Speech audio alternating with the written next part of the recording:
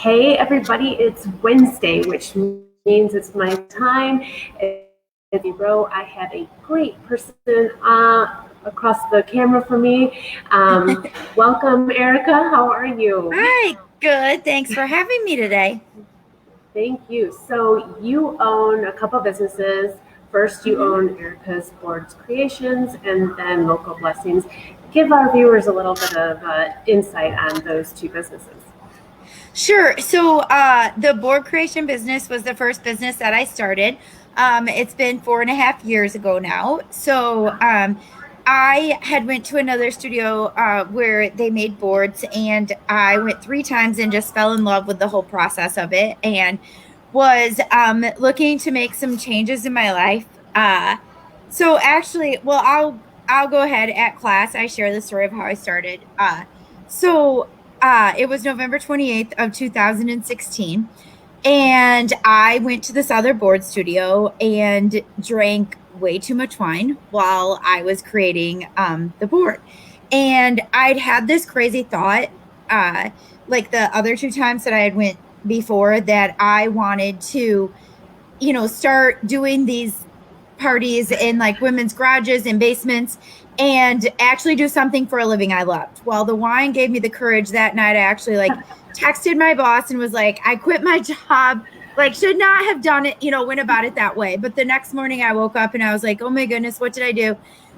But there was something in me that was like, this is what I really want. But I had struggled for years. I'm an alcoholic. So I had struggled with anxiety and depression for a lot of years and chose to treat it, in my own way by drinking every day, which isn't really treating it. So that day, November 28th of 16, was the last day that I ever took a drink.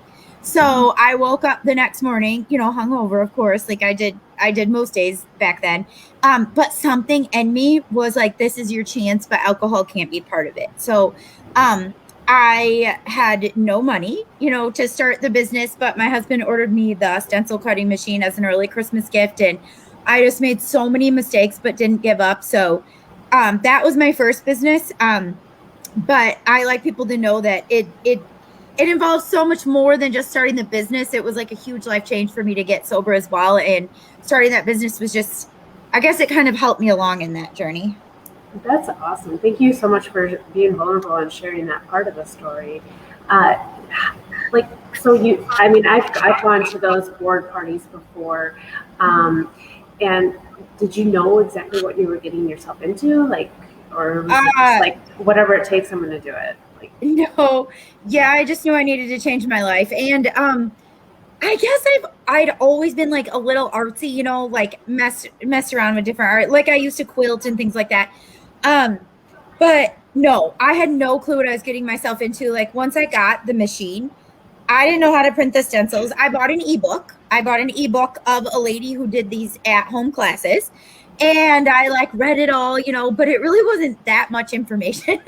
Because a lot you just have to try, through trial and error. And I was like, okay, where do I get the wood? I started researching that. And I remember calling my dad and my husband the one day that I was actually trying to make like my first board. And I'm like, how do you work this electric screwdriver? Which was really a drill. And I knew nothing, and so I just made a whole lot of mistakes. And then I would like watch another YouTube video and I would ask people in this, Facebook group for suggestions. And I look back now at like the first board class I held. So it would have been like, it was January of 17. So it was like, I gave myself 2 months to kind of like practice with friends and, make some boards. And then I had my first class and I traveled and it was like 25 women.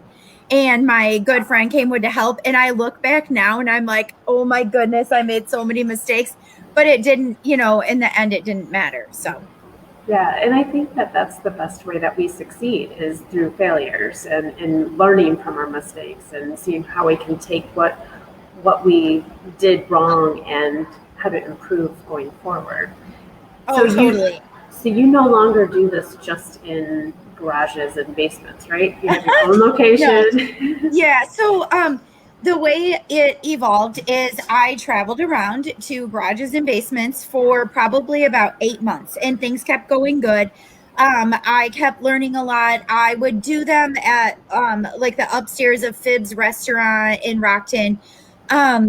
And I just kept trying to make the next best decision, like personally in my life, and grow personally, not pick up a drink every day. I went back to AA and started the steps, and things, I don't know, just good people kept coming into my life, and they'd be like, we're supportive of your journey. Because after I had about 5 months sober, so it would have been like that May, I came out with it, like on Facebook. Like, I was terrified. I remember shaking when I first did the post, and I was like, this is what I've been struggling with. And I was amazed at how much support I got, I'm getting teary-eyed, by being vulnerable, and by being honest. Like, I was so afraid of being judged for being an alcoholic. And instead, people just like wrapped their arms around me and were like, how can we help you on this journey? I'll have a class for you. I'll order a board from you. And it gave me strength to like keep sharing honestly. So it was about 8 months into the business. And then I got into DC Estate Winery. Have you been there? Yes. Yeah. Okay. Beautiful, beautiful venue. And I mean, I was just squealing with delight because for starting, just with nothing, like I was so excited to get into this winery. So we had our first event there, and I remembered, I was like, oh my goodness, we have to order aprons, like we have to look professional, and it changed. And my friends were all helping me. By that time I had hired one person, Jessica, to help me like with events. And so I got into the winery, and, they have a whole customer base. So then my business just grew, and these events turned into, I remember, so it would have been like a year into business. I did a class. We did 2 classes in one day at the winery, and it was 50 women each class. It was 100 people in a day. We all made these like framed lighted Christmas tree truck signs. I was in way over my head, but I did it, and so the amount that I grew in that first year, it was crazy. And then like a year into the business, I felt that I had enough money to rent a little shop in Rockton. I grew up in Rockton. I love all their little hometown events they do. It was just a perfect fit. But I had just enough money for the first month's rent and deposit. So I didn't even buy, like, a sign to go outside was $500. And I was like, oh no, because what if I fail? I was still, my self-esteem was still pretty low, starting. And, my credit wasn't good. I didn't have, being an alcoholic, I didn't have all this money saved to start from. I didn't have anything. I had a supportive, boyfriend at the time. Now he's my husband. My dad was super supportive, my kids. But I had to take it a little bit at a time. So I rented this little shop, and again, good things started happening. Nothing was perfect. Nothing was perfect from the beginning. So a few months into it, I bought the sign for outside, and it kept growing. So then, and I still traveled for classes. We got into like, oh goodness, so many different venues, Maryland Houston Steakhouse in Beloit. Like, my list of venues just kept growing. And I would just get so excited every time. We won like Small Business of the Year through the State Line Chamber of Commerce. And I was just amazed at like where this little idea was going. And then we had outgrown that. So it was it was like January of last year, right before COVID hit. And we had outgrown that building, and I didn't want to, I really didn't want to rent anymore. I needed something so much bigger. But to buy a building, like, it had only been 3 years since I'd started to change my life and started the business. So the first bank turned me down for the loan. I found a building in Rockton. It used to be the Country Cottage and Antique Mall. And, it was a stretch for me, but I knew I was ready. But the bank was out of town, not a local one. And they didn't think, that I was ready. So I cried, and then I picked myself back up, and I'm like, I got this. So I went to a local bank, and they right away were like, oh my goodness, we've seen what you've done. Yes, you're fine. I mean, they looked at the financials too, but right. They approved me. So then I cried again, and then I put the offer in, and the couple who owned the building, I knew them, and she had cancer. I had, known them as from Rockton for years, and I put the offer in the night before she passed away. And her husband knew that she wanted me to have it, and so I put the offer in, and of course it was lower, and he accepted it and never countered. So It still makes me cry. Like, it was just all meant to be. And it was just the biggest sense of accomplishment ever when I closed on that building. It was just amazing. And then 2 weeks later, COVID hit, and I was like, oh my God, what did I do? So. I got goosebumps from those stories that you just told. I love it because you were in a transformation stage, not only personally, but you started to do this transformation of your professional life and really go for your passion. And Yeah. I think beautiful things happen when you allow yourself to do that. And Yeah. as you shared, like everything just was falling into place. You may have hit a hurdle, you may have hit a roadblock, but it didn't stop you. You just kept pushing forward. And I think your vulnerability of being true to who you are and where you came from and what you're going through just really allowed people to grab hold and go on that journey with you. So your story is beautiful. I love it. And, Thank you. And it's been fun watching you and this journey. And so, okay, COVID hits. You have to be outside the box, like all of the small business owners. So tell us what you did. I know what you did because I took part of it. But tell everybody else what you did, because I thought it was super, super creative and a great way to connect with the community, too, that was stuck at home. So I guess I should explain, like with the board parties, that was all in person, pre-COVID. So people would come to a class, they'd sand, stain, and paint. It was bachelorette parties. It was birthdays. It was a way to be together, and people would often question me and say, well, what's going to happen when people just basically saying this is like a fad, like the board making, and what's going to happen when that's done? And I would say, it's not about the board. It's about the experience and the memories you're making with family and friends. So I will always be okay. Well, then COVID hit and you couldn't get together. And so I remember standing there. It was literally our grand opening weekend when things started shutting down. And we had this event and no one was walking through the door. And that doesn't happen. Like, we would have a line out the door. So I got tears in my eyes and I looked at my helpers and they just had this look of fear. And I said, I got tears, and then I'm like, that's enough. We have to do something. And I started these to-go kits like that day. And I feel like that's such an important thing looking back. I did not pause and I didn't say, well, wait, we don't have the little cups for the paint. We don't have this all figured out. You don't have to figure it all out right then. Just do something, like keep moving, keep swimming. And so we started these to-go kits, and there was a week's time, remember, before the governor announced the shutdown. So all these people, like, you were foreseeing it though. So they started just like coming into the shop. I mean, we could barely stain the boards fast enough.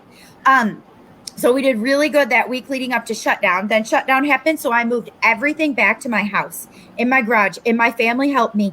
Every day we would put like hundreds of dollars of these to-go kits that people were messaging me to order out in a deck box on my front step. So they'd get a board that was already sanded and stained. So we did that work. I would ask, the stain color they wanted, the paint colors they wanted. We'd put them in these little cups. We'd give them their sponges, their stencil. We'd put them in a bag with their name on it. And there was a coffee can so that there was no contact. So they would leave their money or, check in the coffee can. And then we started working with DC Estate Winery because they were considered an essential business, because any type of like restaurant or whatever, even though it was a winery, could stay open. So every Friday we did these like mom survival kit pickups. It was insane. Like, never could I have imagined like how good we would do through COVID, because everybody was stuck at home and there was nothing to do. So they would paint these boards, and my business grew so much last year through that. And it just completely saved us. It was amazing. I love what you said. You didn't pause. You just like, we're going to figure this out. We're going to go. And having your helpers and stand by your side and wait for you to say that was probably like a relief to them. Like, okay, whatever she's got in her head, we're going to make it happen. So it was super cool. So I did buy one of those. Actually, I bought 4 wine kits. Oh yeah.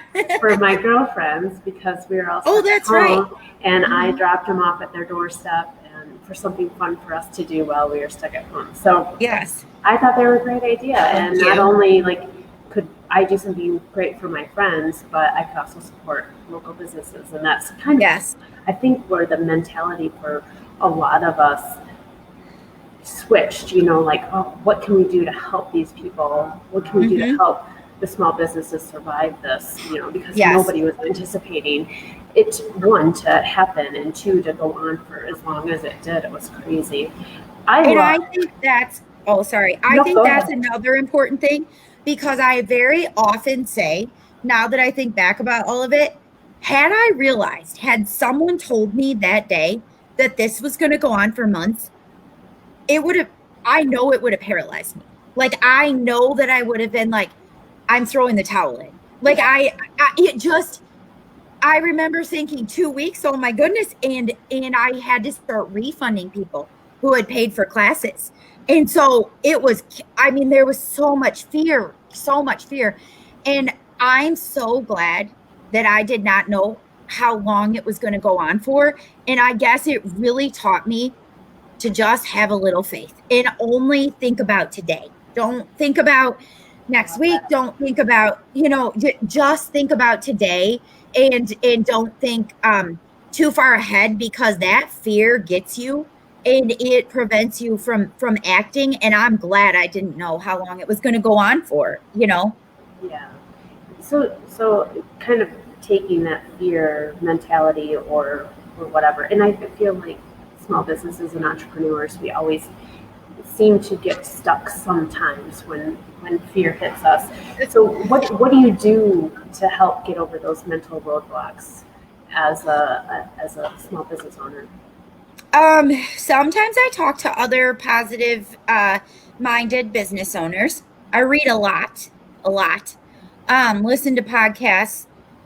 Right now, I think back about my journey. So when I start to experience fear, I think back to other times that I was experiencing fear. Every time that things got a little scary, and every time that I started to become paralyzed, and oh my goodness, something good came out of it. Like, I thought of one of my best ideas, or somebody came along and asked us to be at another venue. It always works out. And I've struggled this last month because the lumber prices are 3 to 4 times what they were. I mean, that cuts into your profit so much. And everyone says, well, just raise your prices. Well, I don't want to, because the thing is, all these to-go kits and everything sold so well through COVID, right? And we still have them, and I'll tell you about that a little bit about local blessings. But there's just been this like wave that I've been riding, where like board classes, everybody started coming to them again. And then now everybody's kind of outside. Like, every new phase we go through, everything, like, there's just some months it's like no one comes to class, and then other months they do. So I don't feel like upping my prices when we're in a place where like I can't really predict the trends of people coming or not. Like, I don't want to throw that into the mix. So I started to get like, I was really in my head a couple weeks ago, and I'm like, oh my goodness, like, what if they don't go down? What if they don't? And then I'm like, have you ever read the book Big Magic? Yes.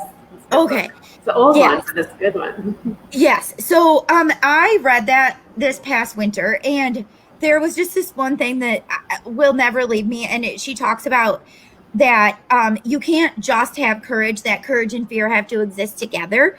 So it's like going for a road trip in your car, and courage gets to sit in the front seat next to you, and fear has to come along. Like, you can't fight the fear, like it's going to be there, but fear has to sit in the back seat, and fear doesn't get a voice. So if fear is like, you need to turn this way, you need to go this way, you have to tell it to shut up. So I replay that over and over in my mind, and I tell myself, you're giving fear a voice. And my helpers at work, like, they know to say that to me. Like, if I get too in my head, they have to say to me, like, are you giving fear a voice? Are you, like, this isn't you?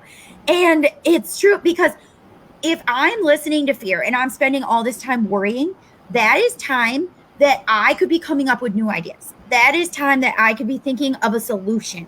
And that's what I need to do instead of sitting and worrying about something I can't change. I got this okay, so I'm going to show it backwards probably, like you can't see it. Okay, yeah, you can't. Hold on. Can you see it? There. So it says acceptance. Yes. It's a tattoo. Okay, there you go. And I got it when I get 3 years sober, because I tell myself all the time, acceptance is the answer to all my problems today. If something's disturbing me, it's because I don't like what's going on, but I can't change it. So the only way to get through this is just to accept what it is. Like, I can't change the lumber prices. I can like get mad about it. I can say it's because of this, this, and this, but I cannot change it. So I'm not going to find any peace inside. I'm going to like block the blessings coming my way. If I just have to accept it and move on. And that has helped me a lot. I love that. And that's such a great message for all entrepreneurs and all small business owners, is like really accept for what's happening today. And you also said like only think about today, which yes, we can really like start getting heavy when we start thinking about the future too far into the future, right? Right. So your board business has grown into a second business, kind of. Yes. I mean, share that little story, because it's pretty cool. Yeah. So the building I bought, it was an antique mall, but then the owners lived up above it. So I'm able to rent that space out to a tenant. Okay. Yeah, it's a very unique building. I love it. And so the actual spot that was the antique mall is my board shop. Well, then next door, it has its own separate outside entrance, but it connects through the back, is where her husband was a psychiatrist. So we had his office there. So I had plans to rent that out to another business, and then that would bring in more income. Well, obviously, through COVID, like no one in their right mind was really going to like rent a business. So I was like, okay, it's fine, whatever. Well, then I did so good through COVID that I wanted someplace where my customers could always go to pick up to-go kits. Like, you're having company over this weekend, you know, grandma's coming in from out of town. You want to you didn't think ahead, but you want to be able to swing in and get these to-go kits to paint at home. So I thought, you know what? I'm going to open up a little shop where, you know, there's these to-go kits that people can come get anytime. And we sell our Dixie Belle chalk paint and our boards that are already done, painted for gifts. But I thought, well, I need other things in there to like bring people in consistently. So I came up with this idea to have this store where local vendors would be able to sell their products, because like last year, nobody could have craft shows, and I'm just all about local, you know, and I just feel very blessed for, you know, my journey and what I've been given. And I love, you know, being able to support other entrepreneurs. So it's a lot of like, nobody really does it full time. You know, it's like moms who are also teachers, or, you know, things like that. And they make the epoxy cups, you know, or t-shirts or whatever on the side. So I have over 20 local vendors, like candles and soaps and everything, but it's all local. I buy a few products wholesale, but if I can get it local, we do that. And then it's called Local Blessings because of all the blessings in my life. So that we opened in November. I've never done anything like it. Like, I've never owned a retail shop, but I thought, well, like, I'd never done anything like the board business either. So sometimes you just have to learn as you go. You know, nothing has to be perfect at first. And it has, I mean, people have been so supportive. Like, it's been amazing. I just love it. So. Yeah, I've swung by there a few times and I've purchased something every time. I got a cute little hat. Yes, I love the hats. And a headband I got. What did I get the last time? I'm not sure what I got the last time. But yeah, it's lots of different things. Great for gifts, great for yourself. Yeah. And yeah, cute little store. And I love like the unique items too. I think that's macrame, elderberry syrup, jams, jelly, you know, like all of that stuff. And yeah, the last time I was there, I saw the J-Dog jerky, which he was on my show not too long ago. So. Oh, really? Michael? Yep. Yeah. Okay. Yeah. Yeah, we just started carrying that like a month ago. So it's pretty amazing jerky. yeah, it is. It is. I like it. And I love what he's doing too. So he, just to stem off of what part of his success recently is collaborating with breweries. And Yes.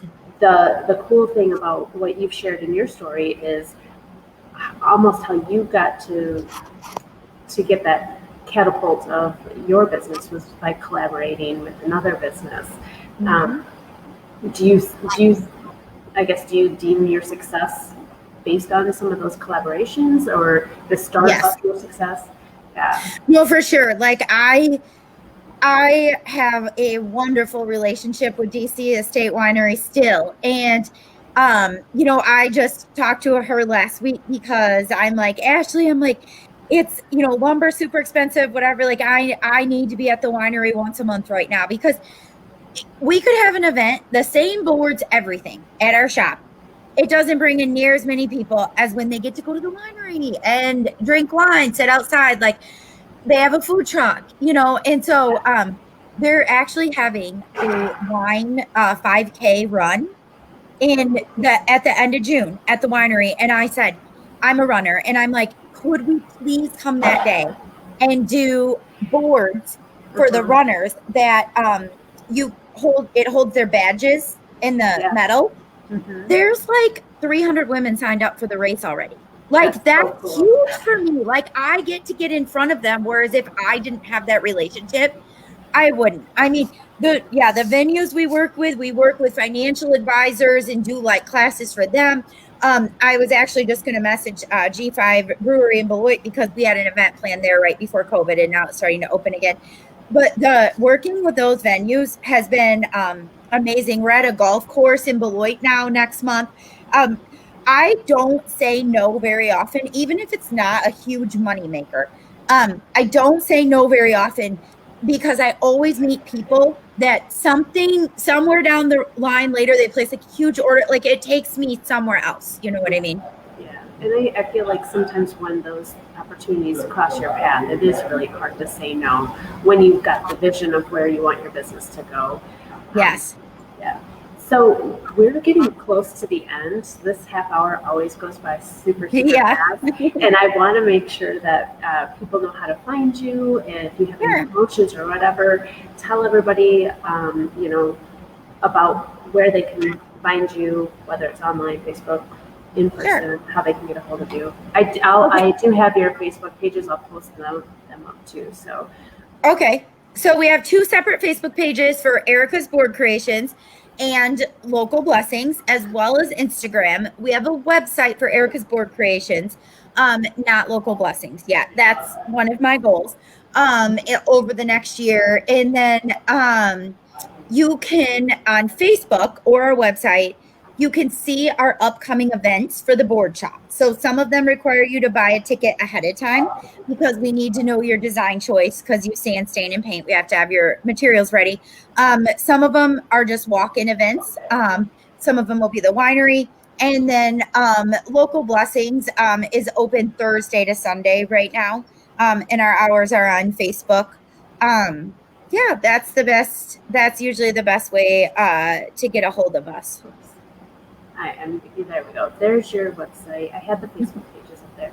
So very cool. And yeah, I think that you guys do really well on your social media channels as far as promoting and providing, where you're going to be at. So that'd be the best place I would suggest to go.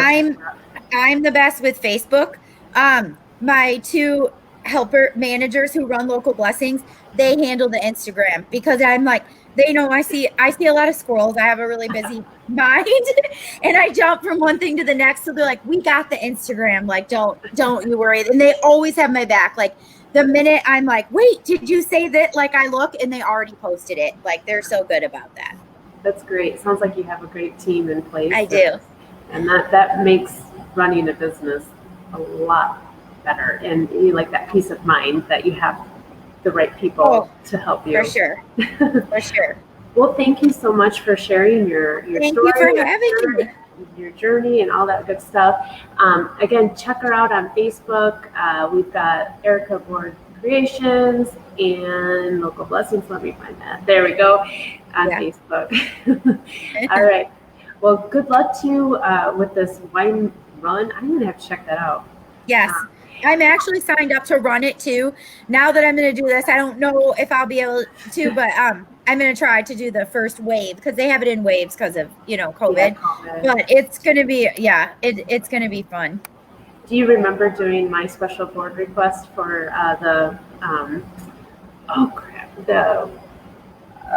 what was the one I did? The warrior, not the warrior. What was it? Oh my God, I can't think of it right now. But I had one. You did it a special quote? You did it special for me. It was a special order so that I could hang up my the Tough Mudder. Yes, and it was. Oh, it had. I do remember. Is that the one I splattered? Yeah. Splattered. That was a long time ago. I know. I do remember that, and that was such an awesome one. Yep. So yes, I forgot all about that. I hang my shoes from it that I kept, and then my bib. So yes, that is so cool. I forgot all about that one. Yeah. The runners, we need stuff like that. So for sure. Well, thank you so much for your time, and thanks, Cindy. Have a great day. You too. Bye.